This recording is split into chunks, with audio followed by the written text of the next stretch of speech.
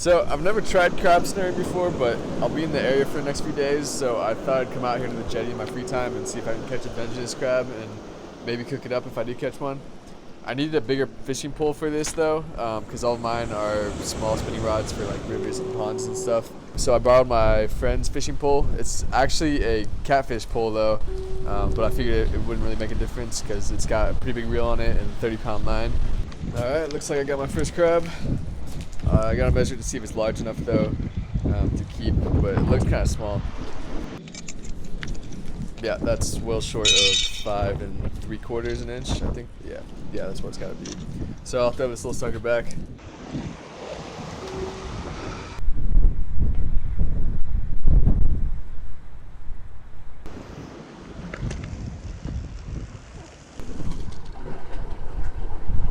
So I researched a bit on crab snaring online before I came out here, and most people seem to recommend making your own snares.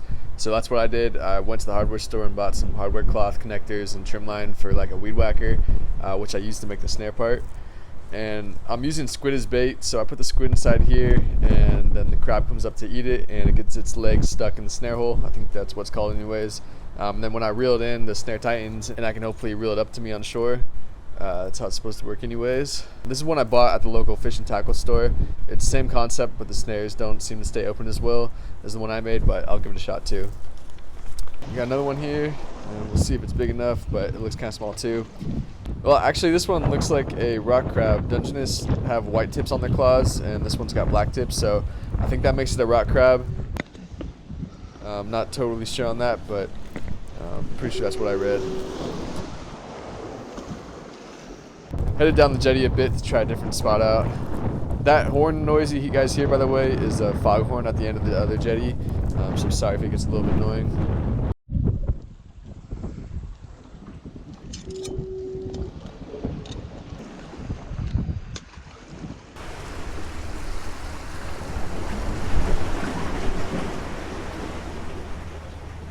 This sucker looks pretty big, might be a keeper.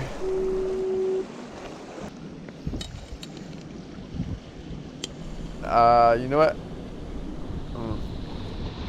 It looks like he's like a millimeter too small. I read that you gotta measure from just inside the tips on the outer edge of their bodies, and by that he's like barely too small, but too small nonetheless, so I'll toss him back.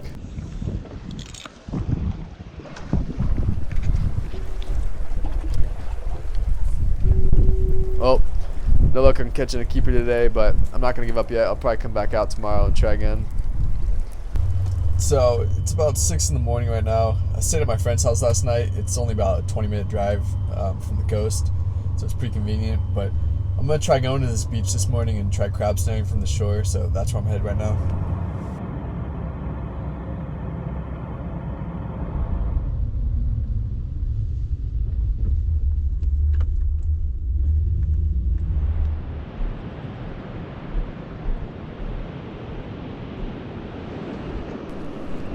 Waves appear to be breaking pretty far out right now, which definitely won't be ideal.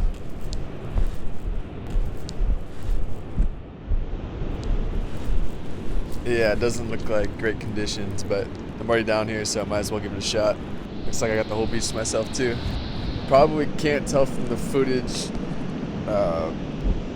but this is a really steep decline down to the beach. There's actually a rope to set up to hold on to. Hope it's secured well.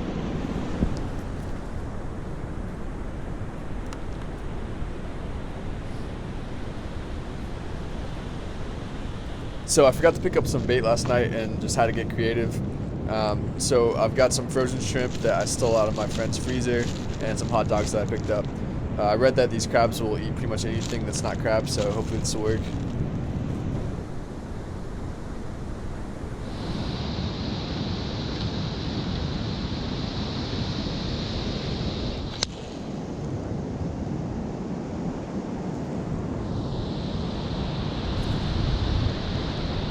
I made this little pole stand out of PVC and a few garden sticks so that I won't have to hold on to the pole while it's on shore, but we'll see if it will stand up on its own.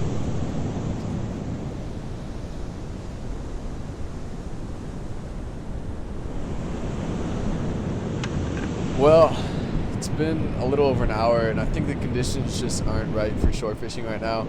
It's really hard to cast out past the break, so my snare is just kind of tumbling around in the waves. Well, I'm heading out here tomorrow, and I could head over to the jetty right now, but it's a little bit of a drive, and so I think what I'll do is I'll just save that for tomorrow. I'll give it one last shot tomorrow before I head out of here. Alright, this is it. Last shot at trying to catch a crab.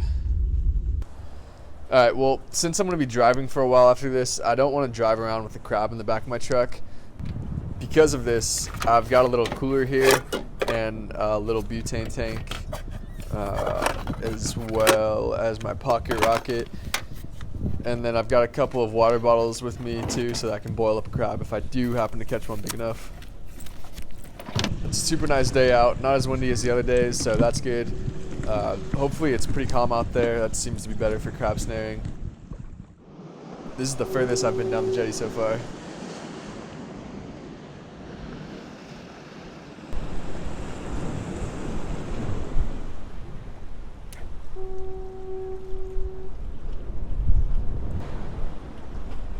Alright, well, here's the deal. If you didn't notice, I chucked one of those snares that I had with me.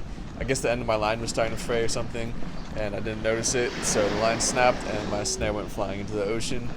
And so I had another one, but I wasn't paying attention, and my line got snagged in a rock, and so that was the end of that snare too. So long story short, I walked all the way over to the bait store over there and bought a new snare, and now I'm headed back out to the jetty somewhere out there. This is the snare I just got. It's pretty hefty, but was like 12 bucks or something, so I definitely don't want to lose this one.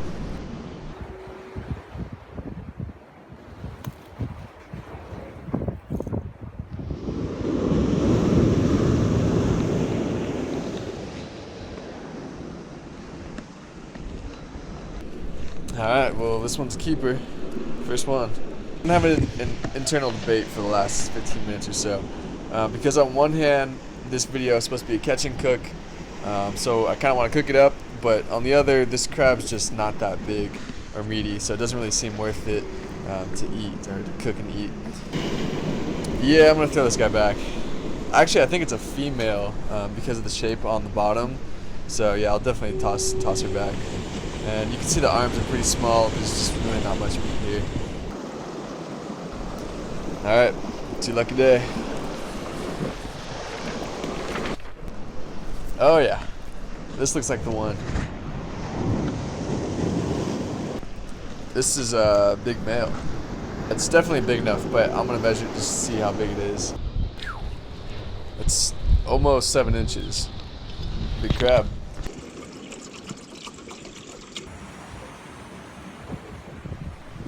So I spared you guys from the gutting and stuff. You can just throw the crab in whole and remove the gills and stuff after it's done cooking. But my pot's pretty small, so I had to do it before, and now it'll all fit.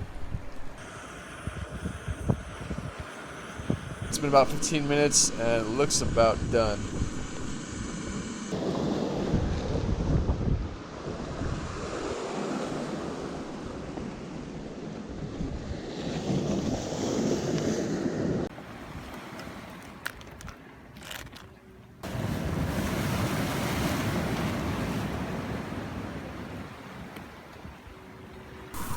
Brought some butter, and I'm just gonna melt it up real quick.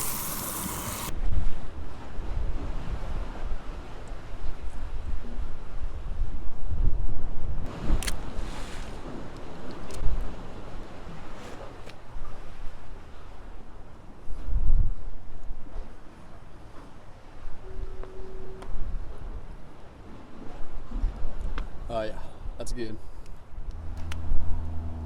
It's been a long time since I've had crab, but it doesn't get much better than this. Got all the shells here. I'll take it with me and toss it in the waste bin at the harbor.